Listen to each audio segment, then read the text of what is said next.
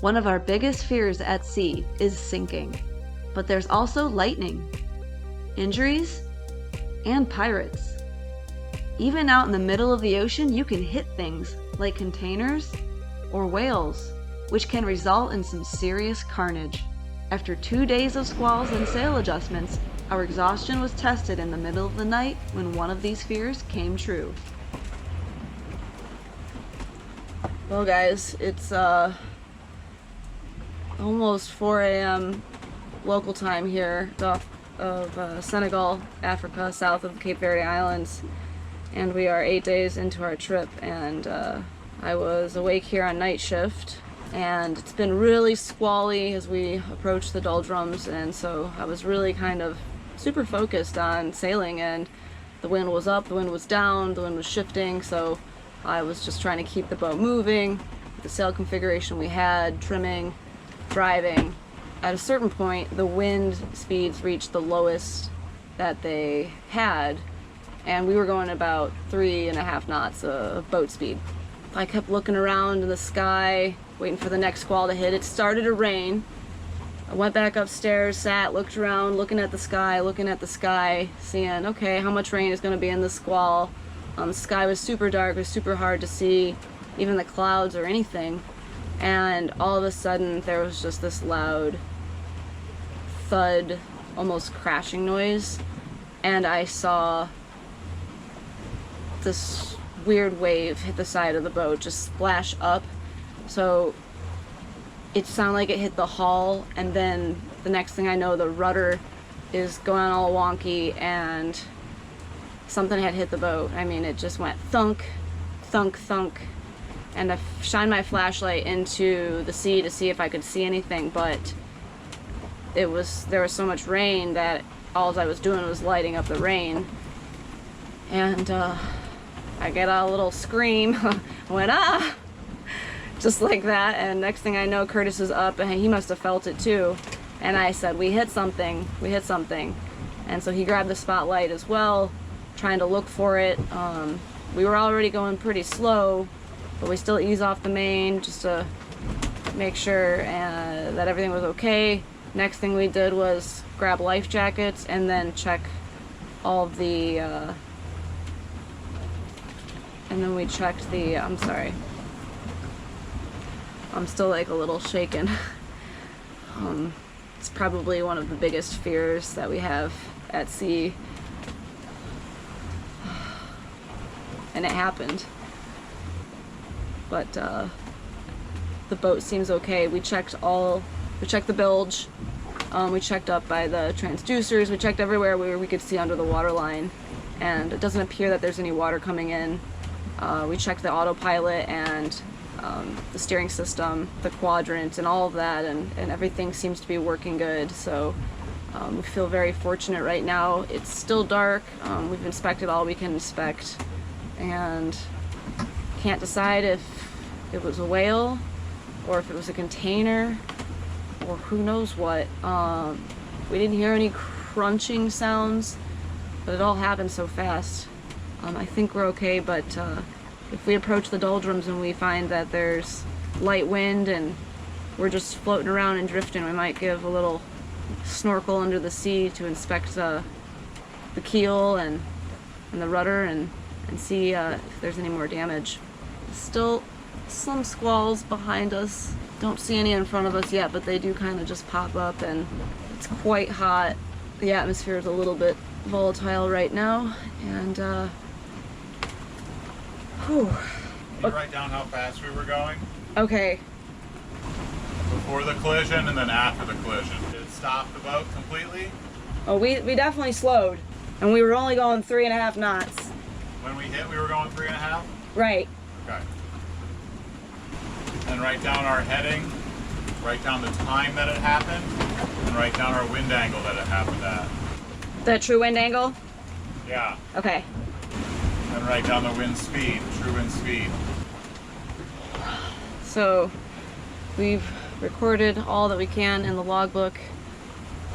Wind speeds are up to 14. They were at 6. I'm thinking it's a blessing in disguise that the winds were light and We weren't going very fast. They had just dropped. I mean, I was still waiting for the boat to kind of sort itself out, deal with it in the new conditions, and then it happened. Lots of adrenaline right now. Sorry, I'm having a hard time looking at the camera. Okay, I'm gonna go kind of check in with Curtis, check on Roxy, and try to get through the rest of the night. Kate signing off for now.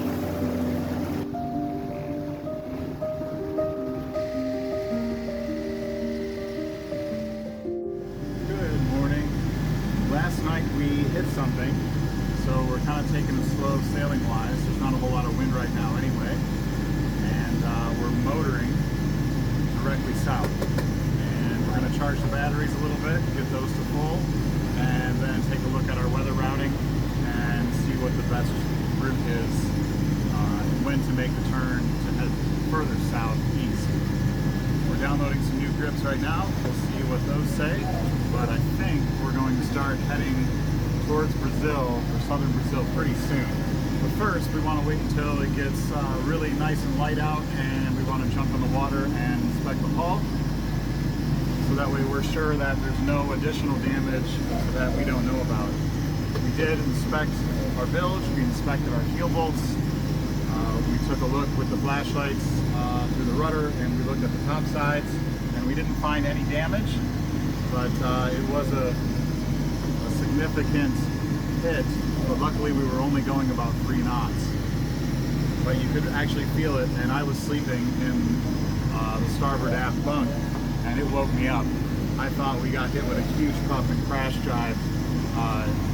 That was the feel of the boat from it. So we kind of heeled over a little bit, and really loud bang. So that's it. We'll keep on motoring here, and we'll update you as soon as we have more to share.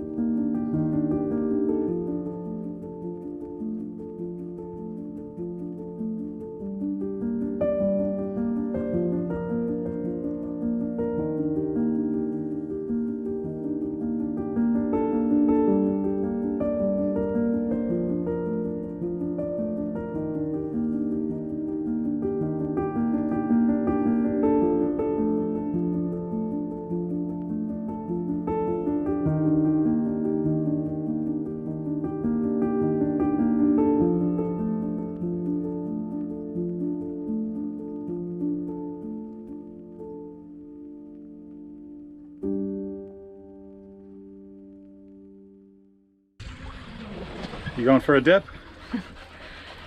I'm getting ready to go for a little dip. The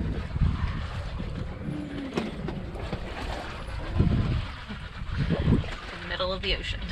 Here we go. Keels can usually take a pretty big whack due to their heaviness and sturdiness, but rudders are a bit more sensitive.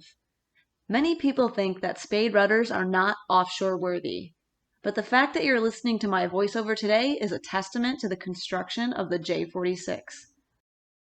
A spade rudder is only attached to the vessel at one point at the very top, much like a spade shovel. A skeg rudder is a rudder that has a partial or full connection with the hull, absorbing the majority of an impact from the front and protecting the steering system. A full keel extends all the way back to the rudder, giving even more protection from a collision. Because our spade rudder is the least protected and deep, it is considered more at risk. But our rudder has a hard fiberglass rudder shaft that is strong yet flexible. We also purchased new rudder bearings and reinforced them with Beasley Marine back in Annapolis. The bearings are so important to absorb the shock of the water pressure as the boat moves forward. Having good working strong bearings may also be better at absorbing a collision. Many sailing vessels, including racing vessels, have experienced rudder failure offshore, most commonly due to collision. And let's just say it's never a good thing. Knowing this, we tried to do a thorough underwater inspection of the rudder as well as the rest of the hull. Need to make sure you're holding on. Want me to turn this up into the wind a little? Hold on. Okay.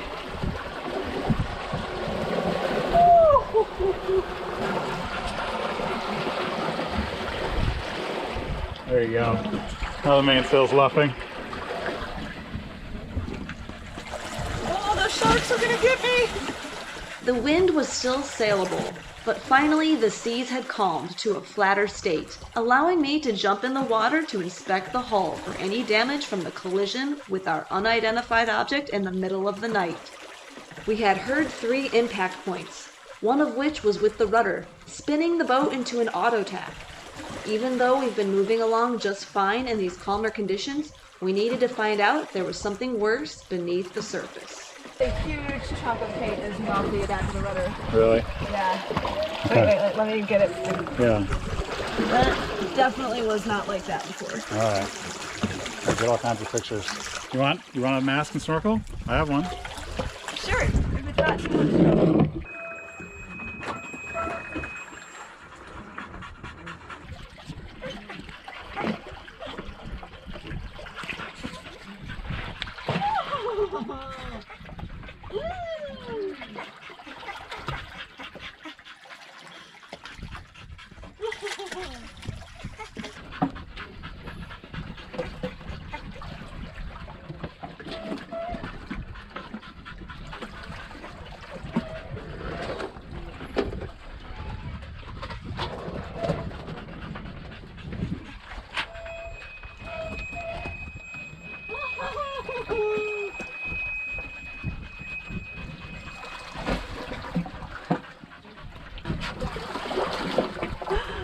Wow, that is so freaky.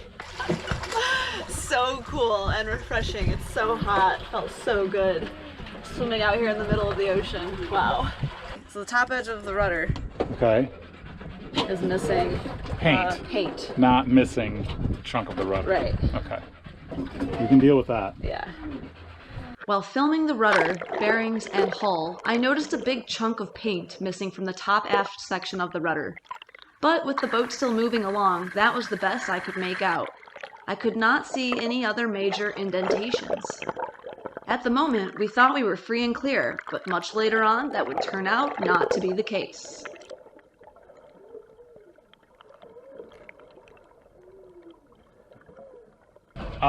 Do you want to, since you're all wet and everything, do you want to, stay Roxy, do you want to jump over this side holding on to the rope? Quickly film like this side of the keel and everything? Okay. 3, 2, 1, go.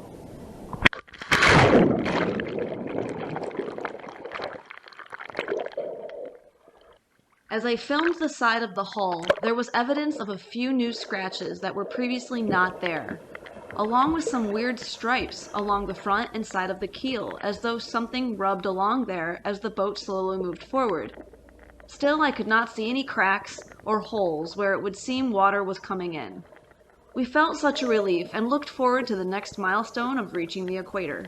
However, in a real-time update, I should note that even though we did not find serious damage on this day, Sweet Ruka did not actually make it out unscathed, and the tragic aftermath of the collision would later reveal its nasty self, much further in the future. You'll have to wait to find out what happened, just like we did.